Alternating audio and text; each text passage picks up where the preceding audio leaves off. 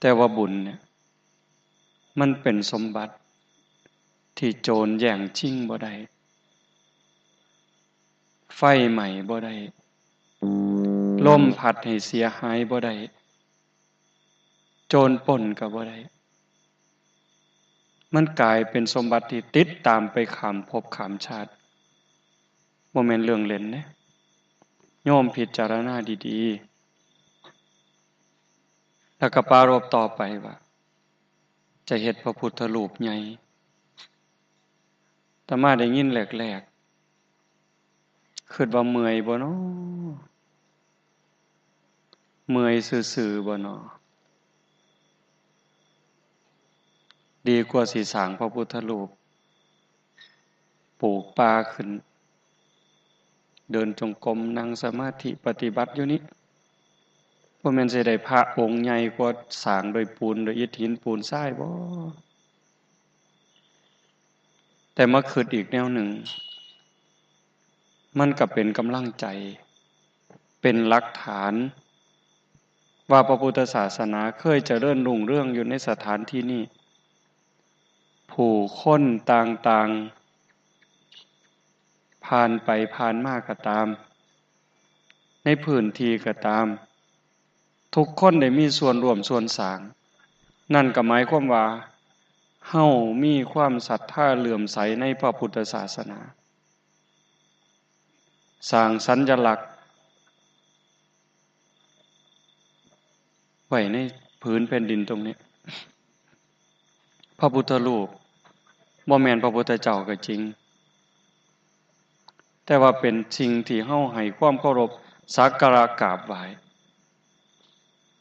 มันก็สิเตือนจิตเตือนใจผู้สร้างผู้คนที่ไปมายิ่งตั้งใจว่าเฮ็ดให้มันสูง2 สั้น3 สั้นอาตมาก็ได้ไปคิดแบบขอปรับแบบเพิ่นเล็กน้อยคันคนมีบุญทำมาหากินเฮ็ดไร่เฮ็ดนาอยู่อ้อมๆแถวนี้เกิดความเครียดความซั่งต่อผู้ต่อคนต่อน้องเกิดความโลภสิยับดินยับแดนขุดคันแท้แง่แดนกันเกิดบังเอิญหันหน้ามาเห็นพระพุทธรูปตั้งทะเลออยู่นี่โอ้ยกูนี่มันคือสิซัวแท้อันนี้หมายความว่าคนขี้โลภคิดว่าคือสิบ่มีดอกน้ำมูนี่กูนี่มันคือสิซัวแท้สิไปเอาของเพิ่นจังได๋แง่ดินแง่ดอนเพิ่นจังได๋พระพุทธเจ้าลงจากปราสาทราชวังมีความสะดวกสบายเป็นพระราชามหากษัตริย์ทิ่มทุกสิ่งทุกอย่างลงมาอยู่กลางดินเกิบก็บ่มีห่มก็บ่มีกฎก็บ่มีเพิ่นเสียสละทุกสิ่งทุกอย่างแล้วเฮาเป็นหยังจังสิไปโลภเอาของคนอื่นอันนี้ก็เตือนใจได้คันเครียดให้กันคมให้กันโกรธแค้นสิเค้นสิฆ่ากันเหลียวมาเห็นพระพุทธรูปจิตใจก็สิโยบลงคนที่มีใจดีใจงามเหลียวมาจากไกลๆทั้งข้างทั้งซ้ายทั้งขวาทั้งหน้าทั้งหลังก็ตามเห็นพระพุทธรูปแล้วจิตใจอาจสิสงบเลี้ยงงัวเลี้ยงควายอยู่ทงแงกมาเห็นพระพุทธรูปนั่งสมาธิอยู่ห่มไม้ใกล้ๆแล้วเห็นพระพุทธรูปเจ้าของก็เฮ็ดสมาธิตามอาตมาว่ามันก็เป็นบุญอีกอย่างหนึ่งเตือนจิตเตือนใจจูงจิตจูงใจคนจังว่าน้ำใจที่จะเฮ็ดจังซี่ก็บ่แม่นเรื่องเล่นเด้กลัวศรัทธาสิเกิดนี่บ่ง่ายศรัทธาเกิดเทื่อสิมีเงินล่ะยิ่งเฮ็ดพระพุทธรูปองค์ใหญ่เนี่ยเพิ่นกล่าวว่า2 ล้าน3 ล้านอาตมาว่ามันบ่แม่น5 ล้านสิแล้วบ่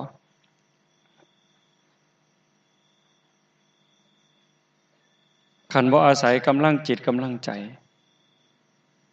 พี่น้องที่มาห่วมงานห่วมประพฤติปฏิบัติ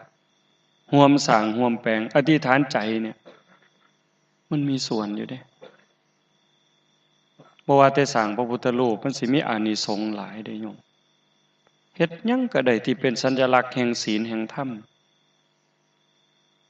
อาตมากำลังคิดอันหนึ่งอยู่ที่วัดป่าโนนกุดลมซึ่งมื้อนั้นประมาณวันที่13พฤศจิกายนที่ผ่านมาทางสวนโมกทางอาสมศีลมาร่วมประชุมเนื่องจากโครงการวัดบันดาลใจ 40,000 กว่าวัดในประเทศไทยเขาสอบค้นหาวัดเลือกเอา9วัดวัดโน่นกุดลมติด1ในหันถูกเลือกลำดับที่7แล้วก็มีกิจกรรมหลายๆอย่างมื้อนั้นก็มาคิดเพิ่นพากันคิดดอกอาตมาก็บ่ได้คิดมาก่อนเพิ่นพากันมาคิดปรับหลายๆเรื่องคันมันปรับได้ตามนั้นคุณค่าแห่งจิตแห่งใจคุณค่าแห่งศีลแห่งธรรมที่เกิดขึ้นในวัดป่าโนนกุดลมสิเพิ่มขึ้นอีกเป็นเท่าโตคนสิเกิดสติเกิดปัญญาเกิดกำลังใจในการสร้างบุญสร้างกุศลแล้วก็อีกภาพหนึ่ง ซึ่งอาตมากำลังคิดอยู่สร้างพระโพธิสัตว์อวโลกิเตศวรมันจะมีค่าหลายเขียนปริศนาธรรมความเป็นไปนอกจากเป็นหลักฐานการเข้ามาของพุทธศาสนาที่เข้ามาในดินแดนสุวรรณภูมิแล้วก็เห็นความงดงามแห่งใบหน้าแล้วก็ความเสียสละของโพธิสัตว์ที่สิมาตรัสรู้เป็นพระสัมมาสัมพุทธเจ้าเพื่อสิซอยลือคนสัตว์มีความเสียสละต่างๆตมากล่าวว่าคนไปยืนเบิ่งรูปพระโพธิสัตว์นั้นให้เข้าสุดลงไปเลยมีตัวหนังสือเขียนอธิบายความหมายไว้ข้างๆพระโพธิสัตว์คือผู้บำเพ็ญบารมีเพื่อสิตรัสรู้เป็นพระสัมมาสัมพุทธเจ้าโยมทุกคนก็อาจสิอยู่ในค่ายนั้นก็ได้โยมพ่อใหญ่ประพันธ์อาจสิคิดหรือสิฮู้เรื่องบ่ฮู้เรื่องก็ตามการบำเพ็ญบารมีมันถึงจะเป็นพระพุทธเจ้านำเป็นสาวกนำทั้งหมดทั้งมวลก็เพื่อสิสร้างบุญกุศลสัมภารธรรมเพื่อสิหลุดพ้นจากการเวียนว่ายตายเกิดนี่แหละบางคนก็บำเพ็ญบารมีเป็นสาวกเพื่อได้พ้นไปจากทุกข์ฟังเทศน์ฟังธรรมจากคำสอนของพระพุทธองค์แล้วก็ตรัสรู้ไปจบการเวียนว่ายตายเกิด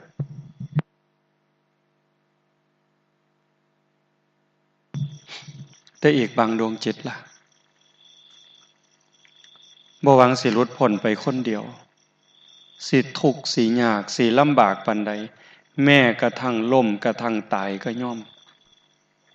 เฮาเคยสวดบารมี30ทัศตั้งแต่ทานบารมี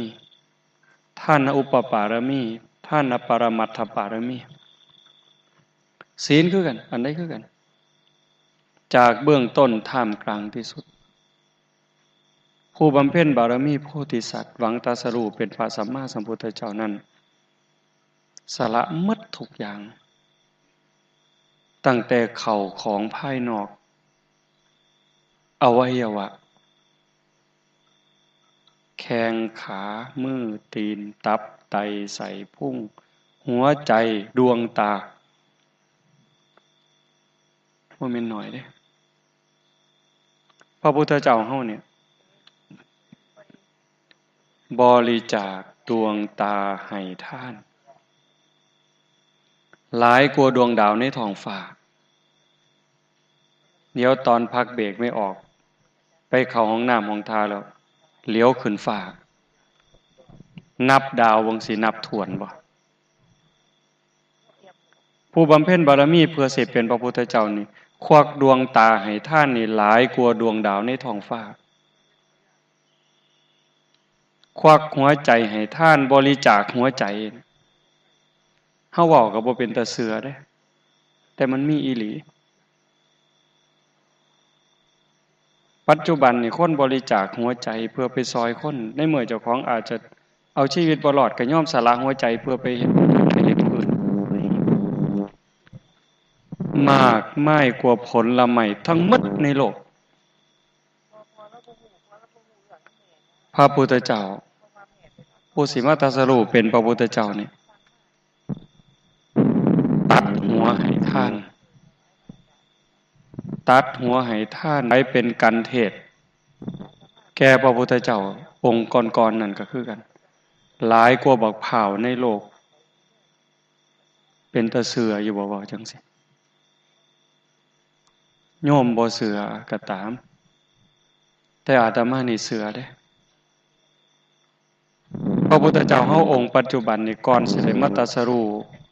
สมัยนั้นเป็นสาครจักรพรรดิก็เคยตัดหัวเจ้าของด้วยเล็บเด้ด้วยเล็บเจ้าของเนี่ยได้ทรงค้นออกไปสืบข่าวพระรัตนตรัยสืบข่าวพระพุทธเจ้าพระธรรมประสงค์แต่ก็บ่เคยได้ยินข่าวบัดมื้อนึงเห็นเน้นหน่อยเข้ามาในเมืองเพิ่นนั่งอยู่เทิงปราสาทราชวังเนี่ยมองไปในทางหน้าต่างเห็นคนน้อยๆห่มผ้าเหลืองๆท่าทางสงบงามก้าวไปข้างหน้าถอยไปข้างหลังสิคู่แขนเหยียดแขนก้มเงยงดงามละมุนละไมอยากฮู้ว่าเป็นไผเป็นอันใดจังแต่งโตแนวนี้ให้คนไปตามมาแล้วก็ถามว่าเจ้าเป็นไผเป็นหยังคือแต่งโตแนวนี้คืองดงามแท้เน้นหน่อยก็บอกว่าเพิ่นเป็นสามเณรสามเณรคือหยังสามเณรคือสมณะหน่อยเราก่อของสมณะผู้สิเติบโตมาเป็นสมณะผู้สงบไผเป็นครูเป็นอาจารย์ก็บอกให้ฟังว่าพระพุทธเจ้าซึ่งเพิ่นก็ตกใจนี่คือสิ่งที่แสวงหามาตลอดชีวิตมื้อนี้ได้ยินโดยบังเอิญสาระราชสมบัติเลยสาระราชบัลลังก์ย่างโดยพระบาทเป่าๆถามว่าพระพุทธเจ้าอยู่ไสเนี่ยหูทางหูเรื่องแล้วย่างโดยพระบาทเป่าๆตีนแตกก็โยมย่างไปตีนแตกย่างบ่ไหวไปข้านนั่นก็คือมือสองข้างเข่าสองข้างข้านไปได้จักระยะหนึ่งมือแตกเข่าแตก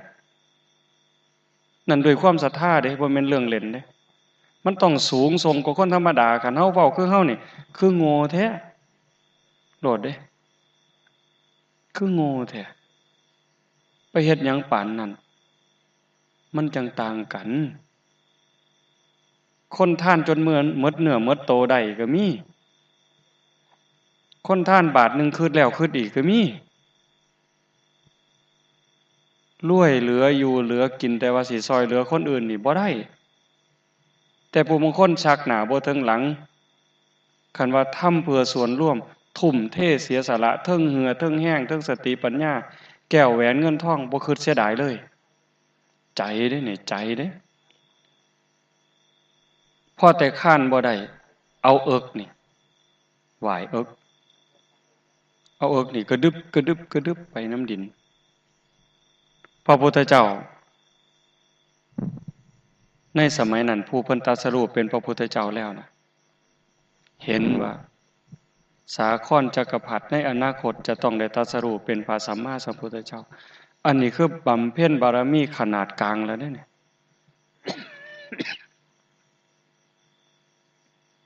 ในขั้นที่สิเว้าให้คนได้ยินแล้ว3ระยะแต่อาตมาลืมเว้าแต่ตอนต้นนี่คือระยะกลางพระพุทธเจ้าเพิ่นเห็นแล้วก็เลยใส่พุทธานุภาพเป็นคนขับเกวียนตามหลังมาข้างหลังมาฮอดใกล้ๆก็เลยเอิ้นใส่ไผน้อมาเฮ็ดหยังอยู่ทางนี่หลีกบ่หลีกเหยียบเด้อว่าซั่นขวางทางฟ้าวหลีกคันบ่หลีกเกียนไปนี่เหยียบเด้อว่าจังได๋บอกว่าคันอยากเหยียบก็เหยียบไปเลยกิจที่สิเฮาหลีกทางท่านบ่มีหมายความว่าข่อยบ่หลีกทางเจ้าดอกข่อยเสียเวลาเพราะว่าข่อยสิไปเฝ้าพระพุทธเจ้าคันข่อยหลีกเจ้าไปนี่ข่อยเสียเวลาแฮงแล้วแต่คันเจ้าสิเหยียบเจ้าเหยียบไปโลดแต่ข่อยสิหลีกเจ้าบ่มีทางก็เลยถามว่าเจ้าสิไปไสได้ยินข่าวว่าพระพุทธเจ้าอยู่เมืองนั้นจะไปเฝ้าพระพุทธองค์ไปฟังธรรมโอ้ขสั่นไปทางเดียวกันขึ้นเกวียนมาก็มาอุ้มขึ้นเกวียนพอได้ไปฮอดหม่องพระพุทธเจ้าแสดงธรรมก็ว่าฮอดแล้วก็ลงซะก็เอาลงเกวียนแล้วก็เกวียนก็เดินทางไปนิดนึงแล้วก็หายไปดอกเพราะว่ามันบ่แม่นของจริงเป็นพุทธานุภาพมาเอาไปพอแต่ฟังพระพุทธเจ้าแสดงธรรมได้จักระยะนึงยกมือหามเลยข้าแต่พระองค์ผู้เจริญนิมนต์หยุดก่อนพระพุทธเจ้าค่ะเพิ่นบอกว่า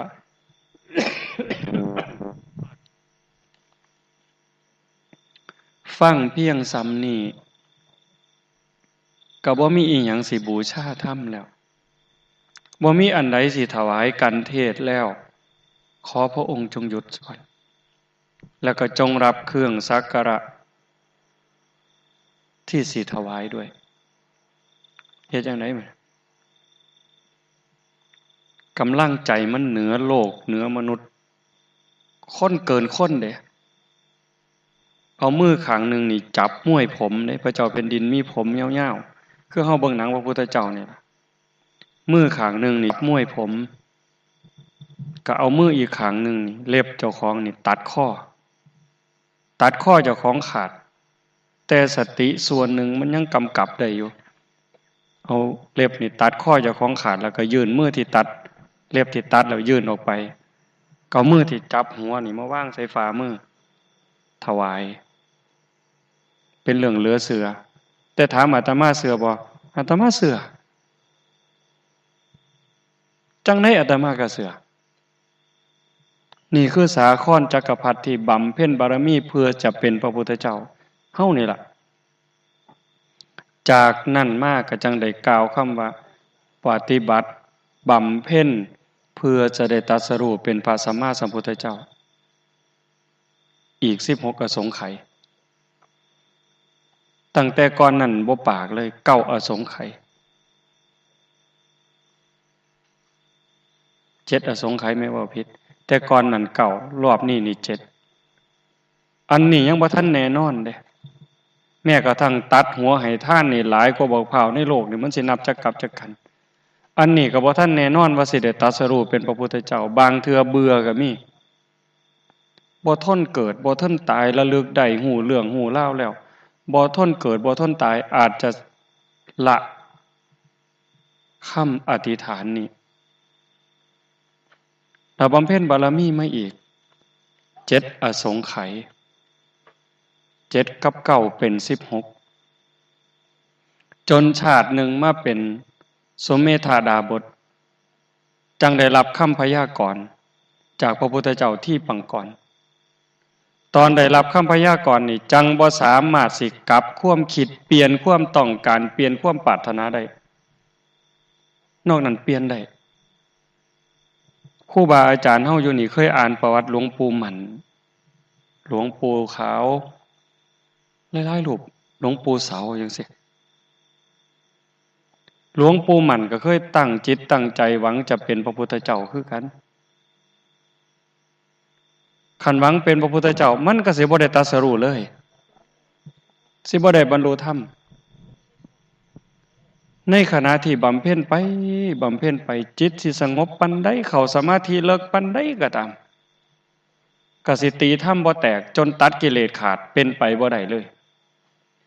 เพราะว่าคำอธิษฐานเป็นพระพุทธเจ้ามันสิเป็นเครื่องกันไว้อยู่กสิเที่ยวเกิดเที่ยวตายสังสมบุญบารมีเก็บกรรมบุญกุศลสร้างน้ำทำบุญเต็มที่เต็มกำลังจนกว่ามันสิเต็มเปี่ยมก็จังสิเลื่อนชั้นเลื่อนชั้นเลื่อนชั้นเลื่อนชั้นหลวงปู่หมั่นก็คือกันสุดท้ายหลวงปู่โอ้บ่ไหวแล้วเที่ยวเกิดเที่ยวตายบางชาติก็ไปสวรรค์บางชาติก็ไปพรหมบางชาติก็เป็นคนบางชาติก็เผลอตกนรกได้เพราะว่ากิเลสมันบ่ทันสิ้นเนี่ยตั้งใจดีปานใดมันก็มีเวลาสิเผลอเด้พระพุทธเจ้าเฮานี่ชาติหนึ่งบำเพ็ญบารมีมาได้เคืองทางระดับต้นๆแล้วยังกลับไปตกนรกอีกอยู่ไปผิดศีลข้อ3เนี่ยมันเป็นเรื่องบ่แน่นอนหลวงปู่หมั่นก็เลยถอนอธิษฐานตามตำราเด้เฮาก็บ่ฮู้หรอกเชื่อตามหนังสือหั่น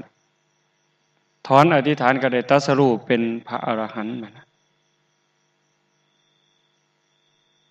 แม่ออกที่เคยเกิดร่วมกันมาหลายภพหลายชาติเป็นเทวดาก็เลยมาท่วงมาต่อว่าไปยังจังเขาสู่นิพพานนิจากเป็นหยังคือบ่ท้าเห็นบ่พอหลวงปู่หมั่นได้บรรลุธรรมแล้วก็ได้มาบอกหลวงปู่เสาหลวงปู่เสาปฏิบัติไปฮอดนี่ก็ตีบก็ตันติดตึ๊บติดตึ๊บติดตึ๊บเป็นหยังคือไปบ่ได้เป็นหยังคือบ่ฮอดบ่ถึงหลวงปู่หมั่นก็เลยว่าโมเมนต์อธิษฐานหยังไว้อยู่บ่เพิ่นว่าแค่นี้เด้ปราชญ์บัณฑิตปฏิบัติตามคำสอนพระพุทธเจ้าจนเห็นว่าทุกข์นี่มันเป็นจังไดนี่เกิดเป็นทุกข์เห็นชัดเจนแก่เป็นทุกข์เห็นชัดเจนเจ็บไข้ได้ป่วยพลัดพรากจากสิ่งหักสิ่งแพงเห็นทุกข์ชัดเจนหูเรื่องเลยบัดถอนอธิษฐานคือกันเฮานี่มันบ่ฮู้ทีบบ่แม่นแต่โยมเนี่ยอาตมานี่ก็บ่ฮู้ทีบเนี่ยเฮาบ่ทันเชื่อได้ว่าเกิดเป็นทุกข์เนี่ยโยมเชื่อแล้วว่าเฮาบ่ทันเชื่ออีหลีเด้นี่เกิดเป็นทุกข์เกิดทางกายก็อย่างนึง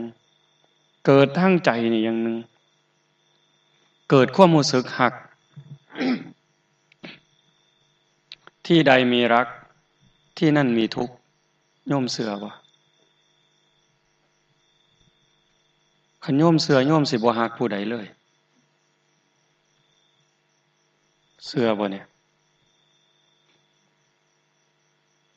คันโยมเชื่อว่าที่ใดมีรักที่นั่นมีทุกข์โยมสิบ่ฮักไผเลยแม้แต่ลูกก็สิบ่ฮัก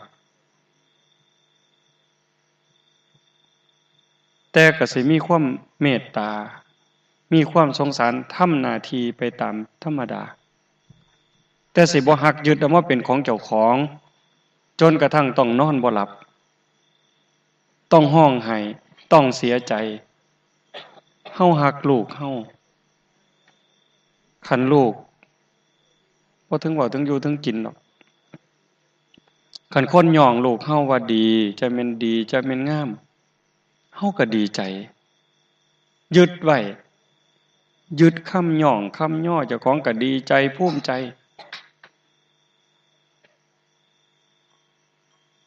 แต่คันเขาว่าลูกเฮาบ่ดีปั๊บเฮาก็ทุกข์ล่ะเขาย่องว่าดีก็ดีใจแบบบวกคันเขาย่องว่าบ่ดีก็มันดีใจแบบบวกมันก็เป็นทุกข์มันยึดมาย้านมื้อนึงเขาสินินทาย้านมื้อนึงเขาสิว่าบ่ดีก็ไปฮักคนที่ย่องลูกเฮานำนั่นน่ะแต่คันมันไผล่ะสิมาย่องคนหมดปีหมดชาติลูกเฮาก็สิดีตลอดไปบ่มันก็บ่ทันเป็นพระอรหันต์นี่ก็กลายเป็นความทุกข์คันเขาว่าบ่ดีปั๊บกลับไปสร้างคนว่าลูกเฮาสังเกตไว้เนี่ย ผัวคือกันเมียคือกันลูกเต่าเล่าล้านแม่แต่หมาเฮาคือกันฮักหมาเนี่ยโอ้ยผู้ลางคนโง่จนว่าฮักหมากว่าพ่อกว่าแม่เนาะว่าสันหุ้ยคันบอกว่าปึกจักสิว่าอีหยังเว้ยแม่ผ้าคาท้องคลอดมากก็เกือบล้มเกือบตายกินนมเซ็ดผาขี้วี่ผาเหี่ยวป้อนข้าวป้อนน้ำโอ้บัดมาหอดมือนี่หมาฮ้อนอยู่ว่าซั่นซื้อแนวกินให้หมาเนี่ยปะโถกล่องหนึงเนี่ยมันจักร้อยแต่ว่าซื้อขนมให้แม่จักเทื่อดีบ่ดีลักเงินแม่ไปซื้ออาหารให้หมาพุ่นเด้สิเป็นขี่ขามันมาแต่มึงหึงก็บ่จักคันร้องหมาผู้อื่นมากัดหมาเพิ่นเบิ่งบัดเนี่ยสิไปกัดกับหมาตัวนั้นเพิ่นได้แทนหมาเจ้าของอันนี้ความฮักเด้บ่ได้ว่าให้คนได้เว้าพื้นทุกข์เด้เนี่ยเจ้าต้นหูบ่นี่แล่นตามอารมณ์อยู่เนี่ยฮักก็เป็นทุกข์ซักก็เป็นทุกข์น้อยใจก็เป็นทุกข์เกิดนี่คือเกิดทางอุปาทานเกิดรักเกิดโกรธเกิดเกลียดเกิดกลัวเกิดอิจฉาริษยาคันเจ้าหูจักทุกข์หูจักเกิดล่ะอิจฉาคนผู้ใดมีความสุขแน่ไม่ออกหมู่เจ้าเคยอิจฉาคนบ่ฮะมันม่วนบ่เจ้าว่าปานนั้นก็โง่ไปอิจฉาแต่เด้โอ้ยเพิ่นจังว่าอิจฉาตาร้อนกูบ่อยากเห็นกูบ่อยากได้ยินตั้งแต่ซื้อมันก็บ่อยากได้ยินกูสั่งแห้งเพิ่นว่ามันเกินหน้าเกินตาเลี้ยวเห็นทั้งนี้ปุ๊บหลับตาปุ๊บพุ่นไปมื่นข้างบนนี่นักปฏิบัติธรรมเด้เนี่ยนี่คือทุกข์เด้เนี่ยเฮาบ่ฮู้ตรงนี้ก็เลยบ่ทุ่มมันไปบ่เข้าใจในคำสอนบ่ทันเชื่อศรัทธาบ่ทันเต็มที่บ่ปรากฏชัดแห่งสัจธรรมมันก็เลยบ่ทุ่มแต่ผู้เพิ่นเห็นทุกข์เต็มที่เอื้อมละอาเต็มที่นี่ทุ่มเนาะสินับยังแต่แก้วแหวนเงินทองจนกระทั่งชีวิตพระโพธิสัตว์เฮาสิได้ยินครูบาอาจารย์เพิ่นเทศน์อยู่บ่อยๆเป็นฤาษีเนี่ยเห็นเสือเมลกอ่อนมันหิวเนี่ยอ่านใจมันออกมันกำลังสิกินลูกมันนี่โดดลงจากหน้าผาเพื่อให้มันกินเพิ่นมันจังบ่กินลูกมันเห็นบ่นั่นคือศรัทธานั่นคือความเชื่อเห็นแล้วอันใดเป็นอันใดถ้าเฮาเนี่ยมันบ่ทันฮู้จักหยังดอกตาบอดงงๆเศร้าๆไปเดี๋ยวนี้ล่ะแต่ว่าก็ยังดีได้เฮามีศรัทธาพื้นฐานเบื้องต้นที่ว่าหลายย่ามมาทั้งหมดนี่เห็นโยมพ่อจาประพันธ์เพิ่นมีศรัทธามอบถวายที่ดินให้พุทธศาสนาสิสร้างพระพุทธรูปไว้ให้คนได้สักการะกราบไหว้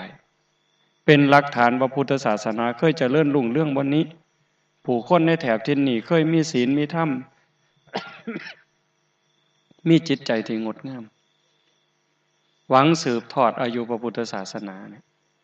มันบ่แม่นเรื่องเล่นๆนะโยมจังสันโยมตั้งใจที่อาตมาเล่ามาเพราะว่าอาตมากำลังว่าสร้างอวโลกิเตศวนซึ่งมันมีแล้วล่ะอาตมาว่าสิสร้างแต่ก่อนมีครูบาอาจารย์เพิ่นได้ยินข่าวเพิ่นได้ขอเป็นเจ้าภาพก็สร้างมาไว้แล้วแต่บัดนี้อาตมากำลังเขียนโยมเพิ่นอยากฮู้เรื่องอาตมาก็เลยเขียนมีความสำคัญจังไดอันนี้ก็ความเข้าใจเจ้าของดอกนอกจากเรามาว่าพระโพธิสัตว์คือผู้สิบำเพ็ญบารมีหวังเป็นพระพุทธเจ้าตรัสรู้เป็นพระพุทธเจ้าเพื่อลื้อขนสัตว์ให้พ้นจากการเวียนว่ายตายเกิดนั่นคือเป้าหมายแต่ว่าในการเสียสละคนเฮ็ดคุณงามความดีโยมว่ามันง่ายปานใดเฮ็ดความดีซ้ำพื้นฐานเนี่ยมันก็ธรรมดาแต่จะเฮ็ดความดีใหญ่เนี่ยเฮ็ดประโยชน์ใหญ่คนย่องก็มีคนสั่งก็มีคนดูถูกนินทาก็มีซ้ำในหลวงเฮาเนี่ยญาติโยมว่าในประเทศไทยผู้ใดสิดีซ้ำในหลวง ผู้ใดสิได้ขี่เล็บเพิ่นแน่ศีลกับพองนั้นท่านกับพองนั้นทศพิราชธรรมนะเฮาก็ฮู้จักเหน็ดเหนื่อยเพื่อประสบนิกรเป็นพระเจ้าเป็นดินสินอนขาขึ้นหางยกผู้ใดสิว่าหยังแต่นี่ตากแดดตากฝนค่ำคืนก็ต้องทำงานตากฟ้าตากฝนถือแผนที่บุกป่าฝ่าดงเพื่อซอยเหลือประชาชนประสบนิกรปานนั้นคนโจมตีเท่าใดอันซุ่มมืดซุ่มบอดซุ่มกิเลสหนานี่ซุ่มโมโหทีบนี่โจมตีเพิ่นว่าเพิ่นซุ่มมัดมูนซุ่มหนึ่งอันคดีหมิ่นห่วยคันว่าตามข้อมูลซึกเด้ครูบาอาจารย์นั่งสักหลากอยู่นี่เป็นพยานรถได้ประพฤติปฏิบัติได้มั่นใจว่าอยากบรรลุธรรมนี่เอาบางเทื่อแต่มาคิดในใจอันนี้เป็นข้อมูลสึกคิดเอาดอกว่าในหลวงอาจสิเป็นพระในหลวงอาจสิเป็นพระอีหลีเป็นพระแล้วพระในพระพุทธศาสนานี่โยมเชื่อบ่ว่าพระอีหลีนี่มีลูกมีเมียเนี่ยพระอีหลีนี่มีลูกมีเมียมีผัวเด้พระสมมุตินี่จังมีเมียบ่ได้นี่คือนั่งอยู่นั่นพระสมมุติพระอีหลีนี่มีลูกมีเมียมีผัวพระโสดาบันนางวิสาขาเป็นพระตั้งแต่7 ขวบเป็นเด็กน้อย7 ขวบเนาะนายสุทัศน์อนาถบิณฑิกาเศรษฐีก็มีลูกมีเมียเราก็เป็นพระจิตตคฤหบดีเป็นพระอนาคามีพุ่นเราก็เป็นพระเป็นโยมได้น่ะแต่ว่าใจเป็นน่ะในหลวงเฮาเด้บัดน่ะสิ่งที่ยืนยันเป็นเครื่องรับรองพระพุทธเจ้าตรัสบอกว่าละสังโยชน์ได้3แล้วก็มีคุณธรรมมา4สักกายทิฏฐิสักกายทิฏฐิความถือเนื้อถือตนยึดมั่นในตัวในตนเป็นนั่นเป็นนี้ในหลวงเพิ่นเป็นพระเจ้าแผ่นดินติดดินเฮาเห็นรูปที่แม่ใหญ่เฒ่าๆถือดอกบัวแดงเหี่ยวๆใส่หัวในหลวงก็มาจับเอาใกล้ๆก็ซีมบ่อน้ำย่ายเฮาสิเห็นในภาพชาวบ้าน เทน้ำใส่แก้วยืนในหลวงพระองค์รับแล้วก็ดื่มเขาป่าเขาดงอาตมาเห็นภาพหนึ่งชาวสวนบักนัดเอาบักนัดถวายผ้าฟันเป็นเปียงเพิ่นก็จับเอามือเปล่าๆจับแล้วก็เสวยตอนนั้นเลยนั่งอยู่ในสะพานกับชาวบ้านบ่นุ่งผ้าบ่นุ่งเสื้อแม่นุ่งผ้าอยู่บ่นุ่งเสื้อเพิ่นก็นั่งคุยนำชาวบ้านเฮานั่งอยู่กลางดินในหน้าพระองค์ก็สุดองค์ลงนั่งคุยนำซอยเหลือทุกคนมีหมู่เป็นสหายอยู่ปักไต้นะเห็นบ่เป็นอิสลามนำไปภาคเหนือชาวบ้านชวนเพิ่นไปเบิ่งงัวออกลูกเพิ่นก็ไปนำนั่นคือบ่ถือเนื้อถือตัวยึดศีลยึดธรรมละความเห็นแก่ตัวคนถือเนื้อถือตัวข้อนี้ผ่านเลยสักกายทิฏฐิวิกิกิจฉาบ่ลังเลบ่สงสัยในพระพุทธเจ้าพระธรรมพระสงฆ์บาปบุญชาติหน้าชาติก่อน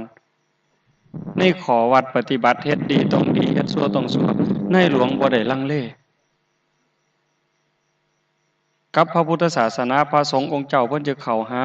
ไปปรึกษาหารือขออัดขอธรรมขอสติปัญญาเพื่อแก้ปัญหาบ้านเมืองแล้วก็ปฏิบัติเป็นเลิศ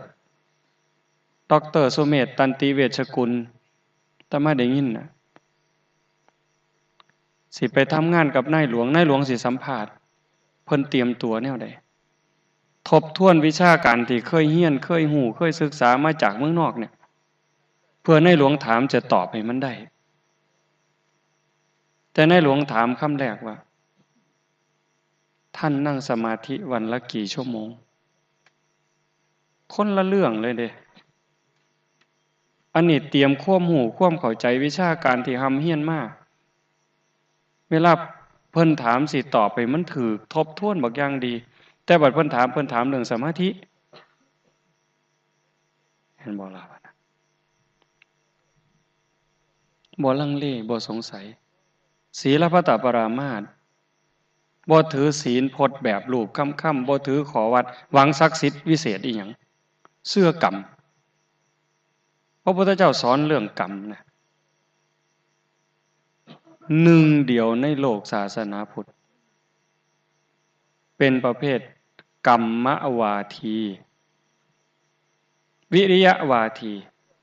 เสื่อกรรมเสื่อการกระทำเสื่อความเพียรเสื่อความเพียรขันคนเพียรพยายามสิเฮ็ดหยังมันก็ต้องเฮ็ดได้ความตั้งอกตั้งใจของคนมุ่งหน้าไปจังสี่มันต้องจังสี่บ่ได้เพิงพระเจ้าศาสนาอื่นๆเป็นประเภทเทวนิยมพระเจ้าพระพรหมลิขิตดลบันดาลมันแม่นบ่บัดนี้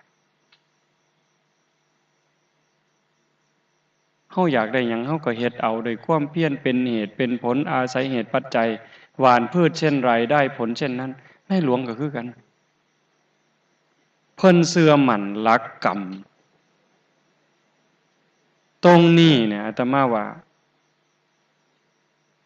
ในหลวงเพิ่น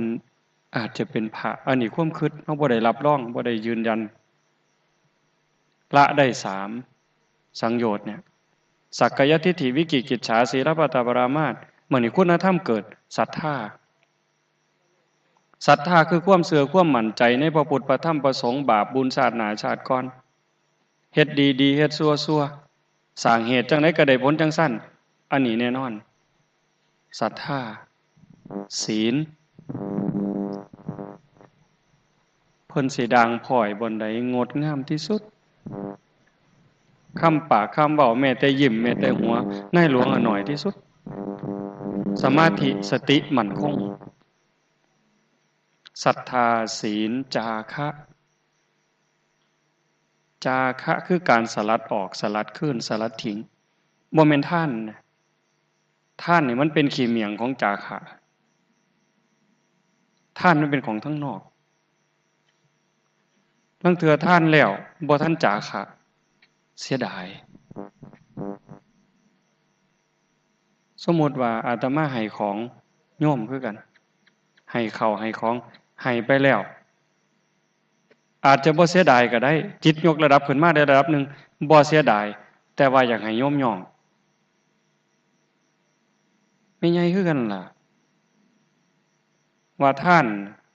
บริจาคน้ำเพิ่นคันเพิ่นบ่ลงชื่อก็บ่แล้วลงชื่อแล้วคันผู้ใหญ่บ้านบ่ประกาศกูก็บ่ส่วงคือกันนะเว้ย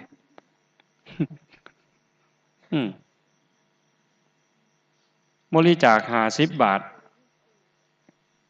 คันผู้ใหญ่บ้านอ่านว่า40 บาทก็ไปทวงรถกูออก50 บาทตัวเพิ่นว่าคันเขาอ่าน500บ่มาทวงได้เบิดนี่ออก50 บาทเขาไปเขียน500เขาประกาศไม่ใช่สี500พุ่นยิ้มเปื่อยอยู่บ้านพุ่นเจ้าบ่ทันจาคะจักหน่อยนี่ท่านซื่อๆยังเสียดายอีกต่างหากสมมุติว่าให้ท่านบ่เสียดายแต่ว่าเจ้าบ่ทันได้สลัดออกแต่ว่าโตจาคะล่ะสลัดแม้กระทั่งฮักสลัดแม้กระทั่งทั้งดีใจเสียใจภูมิใจข้ามหย่องข้ามย่อตัดจิตให้เป็นหนึ่งอยู่เหนือบวกเหนือลบหุ่นในหลวงเพิ่นมีจงสิบ่โกรธบ่แค้นจาคะสลัดคืนสลัดทิ้งสลัดออกมีศรัทธามีศีลมีจาคะมีปัญญา ปัญญารอบรู้ในกองสังขารหูเหตุหูผลบ่เลอะเลื่อนเลยโยมฟังถ่ายข่าววิทยุก็ตามโทรทัศน์ก็ตามพระบรมราโชวาทพระราชดำรัสของพระบาทสมเด็จพระเจ้าอยู่หัว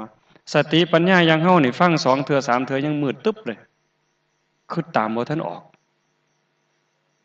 แต่บัดเฮาคอยแกะบางเรื่องบางอย่างเข้าใจปั๊บมันลึกซึ้งอีหลีละเอียดอ่อนเฮ็ดตามนั้นชีวิตผู้นั้นเจริญอีหลีนี่เว้าถึงพระหว่าพระอีหลีมีลูกมีเมียก็ยังว่าพระสมมุตินี่จังมีบ่ได้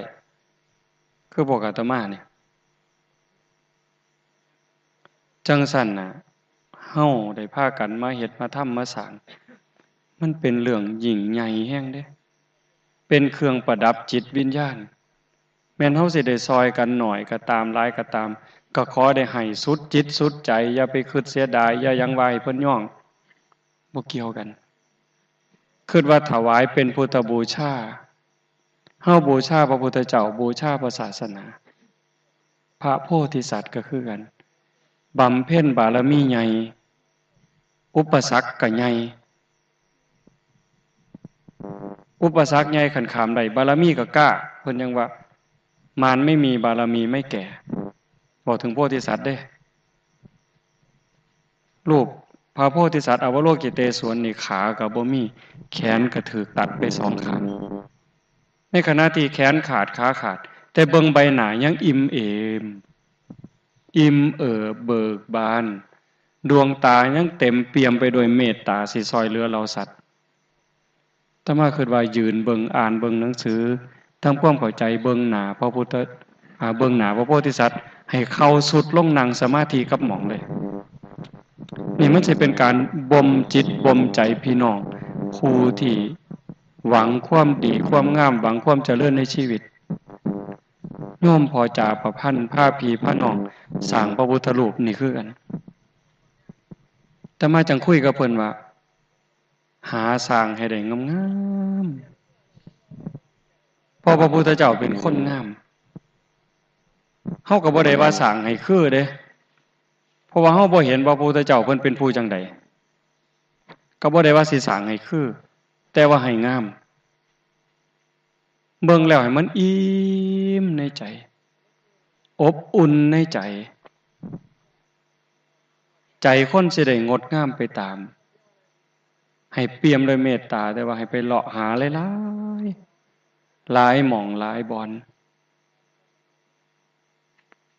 ค่อยๆคิดค่อยๆเฮ็ดแต่เอามืออื่นเนี่ยเฮาจะได้วางรากฐานไปก่อนก็เฮ็ดไปเรื่องนั้นเป็นเรื่องหลังดอกไปตะเวนเบิ่งอาตมามีโอกาสไปทั้งนั้นทั้งนี้ก็สิพยายามเบิ่งเห็นบ่ได้ดีๆงามๆก็จะถ่ายรูปมานำหานี่ก็สิส่วนไปเบิ่งได้แบบนี้เอาสร้างนี่บ่ให้มันคักเลยโยมแล้วถ้าเว้าถึงเนาะเฮานี่มันใกล้ตายอยู่ตลอดเวลาจิตเฮาเกิดดับเกิดดับเกิดดับคันเฮาสร้างพระพุทธรูปให้จิตใจเกาะเกี่ยวผูกพันอยู่กับสิ่งนี้เป็นพุทธานุสติเด้เป็นพุทธานุสติเคยได้ยินเพิ่นเว้าคันตายก็พุทโธมันก็พ้นอบายแม่นอีหลีเด้เฮาสร้างพระพุทธรูปบ่ได้สร้างเอาพระพุทธรูปเฮาสร้างเอาบุญได้พระพุทธรูปมาแต่ว่าเฮาเอาบุญแล้วก็สำคัญที่สุดบุญนอกจากเป็นที่เพิงแห่งจิตวิญญาณแล้วยังเป็นเครื่องยกใจพระพุทธรูปให้ยกใจเฮาให้เป็นพุทธานุสติคันธารูปที่ปั้นออกมาแล้วงดงามใจเฮาก็ยิ่งคิดฮอดเห็นหลายจำได้ประทับใจจิตใจบ่ห่อเหี่ยวแต่คันปั้นออกมาแล้วบ่งามใจเฮาบ่ดีเห็นยามใดก็แป๊บๆนี่คือความยึดมั่นถือมั่นอันนึงก็เฮายังเป็นปุถุชนจิตมันยังบ่ทันละเอียดพอนี่มันก็ยึดสิ่งนี้ไว้มันก็สิแป้วใจบ่คุ้มมันไปสรุปว่ามันบ่คุ้มแต่คันได้งามล่ะ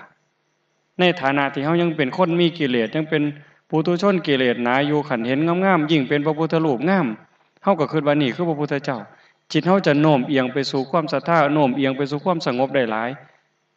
ได้เกิดพุทธานุสติ ขันแม่นว่าเฮาเจ็บเฮาป่วยเฮาเป็นอันใดไป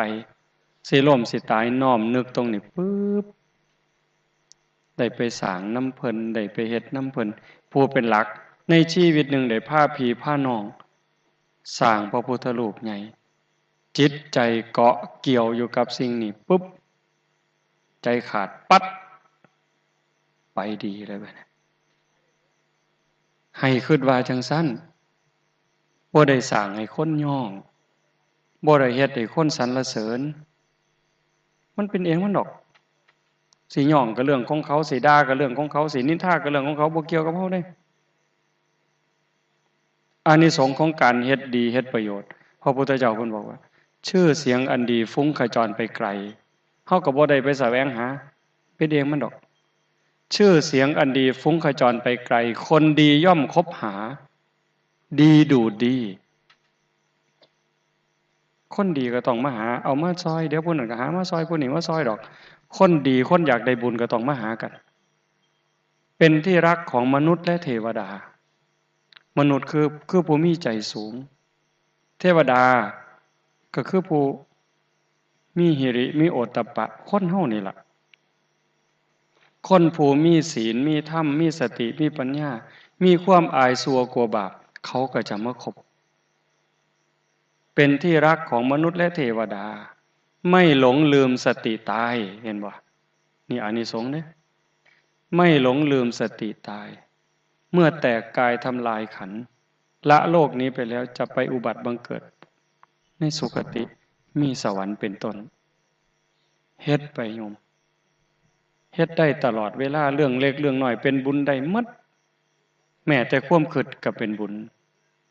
คำเว้าคำจาก็เป็นบุญสงบจิตสงบใจก็เป็นบุญบริจาคทานข้าวเม็ดฮักพักเส้นหนึ่งเป็นบุญหมดขันเฮาทำความเข้าใจให้แจ่มแจ้งให้ชัดเจนชีวิตนี่มันเกิดมาหยัง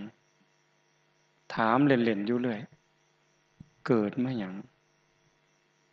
แล้วแต่ดอกแต่เพราะจังได๋มันสิได้กำไรมันสิเป็นประโยชน์นอกจากการสร้างบุญสร้างกุศลแล้วบ่มีอีหยังสิดีเลยชีวิตเป็นของยืมมาโยมไม่เข้าใจเด้ชีวิตนี่เป็นของยืมมาเด้มันบ่แม่นของเฮาเด้เนี่ยยิ่งพิจารณาก็ยิ่งเห็นยืมจากดินจากน้ำจากลมจากไฟพ่อแม่ผสมปั้นเป็นเนื้อเป็นโตเฮาก็ยืมต่อมื้อนี้ก็ยืมมาแล้วแนวที่เฮาต้องหยำต้องเคี่ยวนั่นเป็นดินกลืนลงผ่านลำคอปั๊บดินต่อดินไปเป็นผมขนเล็บฟันหนังเนื้อเอ็นกระดูกตับไตไส้พุงนั่นคือดินยืมน้ำกลืนผ่านลำคอลงไปสิเป็นน้ำส้มน้ำหวานน้ำจืดน้ำธรรมดาต่อหอดน้ำแข็งผ่านลำคอปั๊บกลายเป็นน้ำเลือดน้ำเหลืองน้ำหนองน้ำดีน้ำเสลดนั่นคือน้ำลมยืมมาเนี่ยหันใจเข้าหันใจออกอยู่เนี่ยไฟย่างร่างกายอบอุ่นเผาอาหารในย่อยเฮ็ดร่างกายให้สุดโทรมนี่คือเฮายืมมาหมดเวลาก็ขึ้นเขาได้หยังบ่ได้จิตวิญญาณเดินทางต่อถ้ายังบ่ทันจบสิ้นเดินทางต่อหอบบุญหอบบาปที่ตนเองเฮ็ดตนเองทำสิ่งที่ได้จากโลกนี้คือกรรมอย่างเดียวโลกนี่ก็บ่แม่นที่เฮาสิมาอยู่ถาวรเป็นหม่องมาเยี่ยมชั่วคู่ชั่วคราวบ่มีอันใดเป็นของเฮาโยมผมก็บ่ได้แขวก็บ่ได้ขี้เถ้าก็บ่ได้คืนหมดสิ่งใดคือบุญคือกุศลผู้ฉลาดก็เอาสิ่งที่ยืมมาจากธรรมชาติเนี่ยเฮ็ดประโยชน์เฮ็ดคุณงามความดีชีวิตเฮายิ่งเป็นประโยชน์กับคนหลายเท่าใดบุญก็ยิ่งหลายเท่านั้นคันเฮาสร้างโทษกับคนหลายเท่าใดโดยความคิดคำเว้าการกระทำคันมันเป็นโทษเฮ็ดให้คนอื่นเดือดร้อนเท่าใดบาปก็ยิ่งใหญ่เท่านั้นบาปตามเผาตามล้นให้ได้เกิดความทุกข์ความเดือดร้อนแต่ว่าบุญตามส่งเสริมให้เกิดความสุขความเจริญโยมทุกคนอยากได้บุญคันบ่อยากได้บุญบ่มาแต่ว่าได้บุญแล้วก็รักษาบุญให้มันได้รักษาบุญให้มันได้ก็เติมบุญให้หลายขึ้นจังสิคุ้มค่าสำหรับการได้เกิดมาเป็นมนุษย์ ได้พบพระพุทธศาสนาอาตมาได้เริ่มเบาตั้งแต่20:00 นเหลืออีก5 นาทีสิพ่อ3 ทุ่ม1 ชั่วโมงครูบาอาจารย์ก็สิเทศอีก2 รูป3 รูปโยมก็สิหนาวจักหน่อยองค์ต่อไปก็สิหนีซะดอกเพราะว่ามันหนาวเพิ่นสิว่าอาตมาก็สิหยุดเด้ออนุโมทนาสาธุนำสู่โคสุคนเด้อให้ตั้งอกตั้งใจเห็นคุณค่าของชีวิตมื้อเพิ่นเฮ็ดมื้อเพิ่นเทก็มาตื้มเอาเหือเอาแห้งมาหาอยู่หากินได้เทื่อละบาท2 บาทก็แบ่งมาตื่มกันไว้เทื่อละเล็กเทื่อละน้อยสะสมไปเรื่อยๆเป็นของเฮาเด้บ่แม่นของพ่อใหญ่ประพันธ์เด้อย่าว่าเป็นของเพิ่นเด้ของเจ้าผู้เฮ็ดผู้ใดเฮ็ดผู้นั้นได้ส่วนชื่อเสียงนั่นแม่นอยู่คนทั้งหลายก็สิว่าพ่อใหญ่ประพันธ์สละที่ดินที่ดอนผ้าพี่ผ้าน้องสร้างพระประธานใหญ่อันนั้นเล่ามักย่องก็เรื่องของเล่า เราสิมักย่องให้เรามักย่องไปโลดเฮาบ่งึดเฮาสิเอาบุญอย่างเดียวปิดท้องหลังพระเงียบอย่างเดียวเฮ็ดไปเถาะเฮ็ดไปเถาะนั่นละบุญมันสิใหญ่บ่นั่นเด้ออนุโมทนาสาธุท้ายที่สุดก็ขอราธนาอ้างอิงอำนาจแห่งคุณพระศรีรัตนตรัยคุณของพระพุทธเจ้าพระธรรมพระสงฆ์และอำนาจแห่งบุญกุศลคุณงามความดีที่มีทั้งหมดทั้งมวลในสากลจักรวาลจงหลอมร่วมเป็นตบะเป็นเดชะเป็นพลวะปัจจัยน้อมถวายเป็นพระราชกุศลแด่พระบาทสมเด็จพระเจ้าอยู่หัวสมเด็จพระนางเจ้าพระบรมราชินีนาถพระบรมวงศานุวงศ์ทุกๆพระองค์ขอพระองค์ท่านจงมีพระนามัยที่สมบูรณ์แข็งแรงปราศจากโรคาพยาพาธทรงพระเกษมสำราญมีพระชนมายุยิ่งยืนนานเพื่อจะได้เป็นห่มโพห่มไส้ของประสงค์นิกรทั้งหลายสืบต่อไปสิ้นกาลนานแล้วก็ขอบุญกุศลส่วนนี้จงส่งไปถึงมารดาบิดาปู่ย่าตายายครูบาอาจารย์ผู้มีพระคุณทั้งหลายสรรพสัตว์ทั้งหลายบ่มีที่สุดบ่มีประมาณแม่นว่าสิมีชีวิตอยู่ก็ตามล่วงลับไปแล้วก็ตามจงมาอนุโมทนาบุญในส่วนที่ญาติโยมได้สร้างได้ทำหากว่ามีทุกข์ก็ขอให้พ้นไปจากทุกข์หากมีสุขก็ขอให้สุขยิ่งขึ้นไปแล้วก็ให้ญาติโยมทุกท่านจงเจริญงอกงามในพระสัทธรรมคำสั่งสอนขององค์สมเด็จพระบรมศาสดาสัมมาสัมพุทธเจ้าให้ได้ฮู้สิ่งที่พระท่านได้ฮู้แจ้งในธรรมที่พระท่านได้แจ้งจนสามารถนำตนให้พ้นทุกข์มีความสุขกายสุขใจปรารถนาสิ่งหนึ่งประการใดหากเป็นไปโดยชอบประกอบโดยธรรมก็ขอให้ความหวังความปรารถนานั้นจงสำเร็จทุกๆประการโดยทั่วกันทุกท่านทุกคนเถิดสาธุสาธุสาธุอนุโมทามิ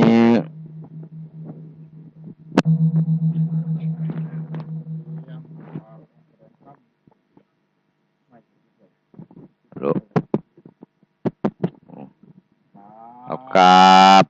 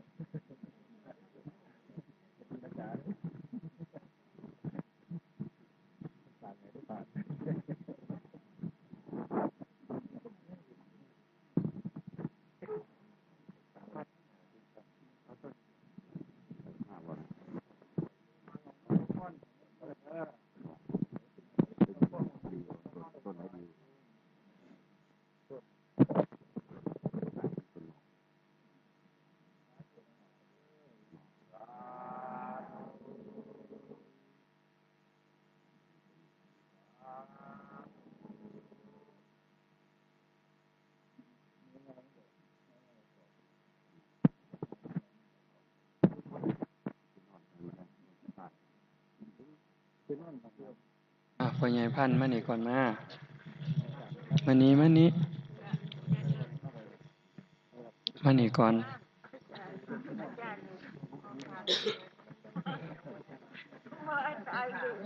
ห่วย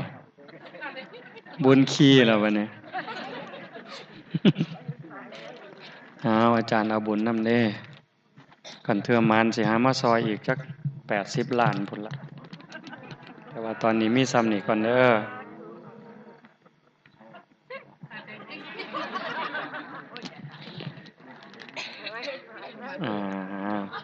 ให้เป็นทุนในการสร้างต่อ